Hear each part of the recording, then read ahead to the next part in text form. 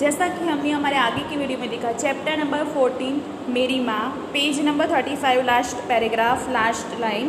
शिक्षा दी के अतिरिक्त क्रांतिकारी जीवन में भी उन्होंने मेरी वैसे ही सहायता। उन्होंने यानी कि राम प्रसाद बिस्मिल जी अपनी माँ के बारे में बात कर रहे हैं। पेज नंबर 36 की है।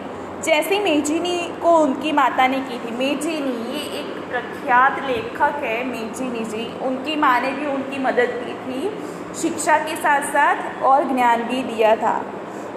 माता जी का सबसे बड़ा आदेश मेरे लिए यही था कि किसी की प्राण हानि न हो।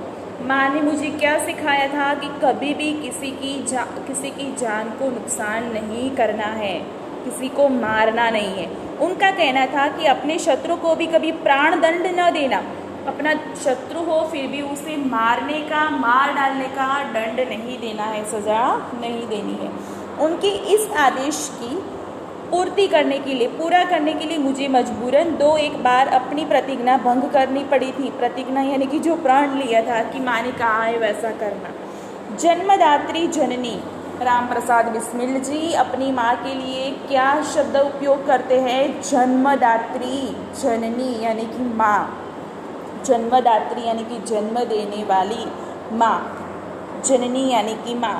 इस जीवन में तो तुम्हारा ऋण उतारने का प्रयत्न करने का भी अवसर न मिला, यानी कि इस जन्म में तुम्हारा ये जो ऋण है, मुझ पे जो उपकार है, उसे पूरा करने का मुझे मौका नहीं मिला इस जन्म में। तो क्या यदि मैं अनेक जन्मों में भी सारे जीवन प्रयत्न करूं, अनेक जन्मों में भी अगर मैं प्रयत्न करूं तो भी तुमसे ऋण नहीं हो सकता, यानी कि तुम्हारे ऋण को मैं चुका नहीं पाऊंगा। जिस प्रेम तथा दृढ़ता के साथ तुमने इस तुच्छ जीवन का सुधार किया है वह अवर्णनीय है, जिसका वर्णन न हो सके उसे कहते हैं अवर्णनीय। मुझे अपने जीवन की प्रत्येक घटना का स्मरण है, यानी कि याद है कि तुमने जिस प्रकार अपनी देववाणी का उपदेश करके मेरा सुधार किया है। वो अपनी आत्मकथा में अपनी माँ के बारे में उन्होंने जो लिखा है इसके बारे में है। तुम्हारी दया से ही मैं देश सेवा में संलग्न हो सका। संलग्न होना यानी कि जुड़ना। धार्मिक जीवन में भी तुम्हारे ही प्रोत्साहन ने सहायता दी।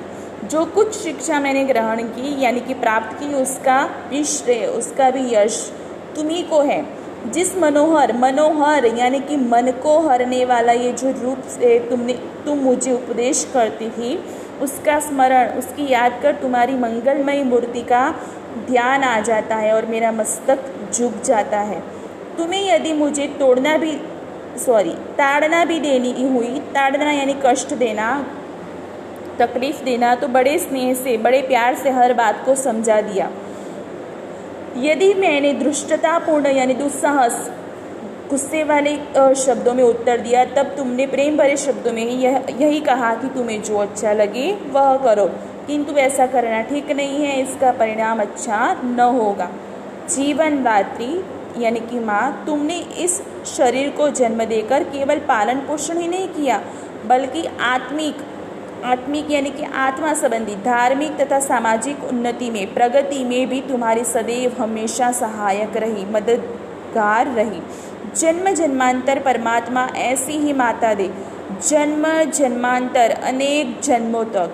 महान से महान संकट में भी तुमने मुझे अधीर नहीं होने दिया। अधीर यानी कि व्याकुल, परेशान नहीं होने दिया।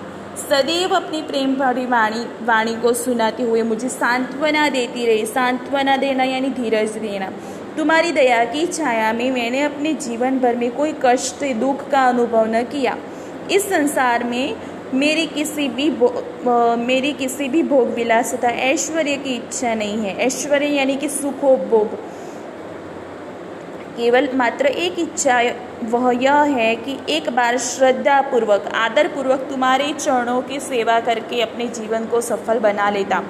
किंतु मेरी यह इच्छा पूर्ण होती नहीं दिखाई देती और तुम्हें मेरी मृत्यु की दुख भरी खबर सुनाई जाएगी। ये उन्होंने अपनी आत्मकथा में लिखा है। माँ, मुझे विश्वास है कि तुम यह समझकर धैर्य, धीरज धारण करोगे कि तुम्हारा पुत्र माताओं की माता, भारत माता की सेवा में अपने जीवन को बलि देवी की भेंट कर गया और उसने तुम्हारी कोख कलंकित न की, अपनी प्रतिज्ञा पर दृढ़ रहा, बना रहा।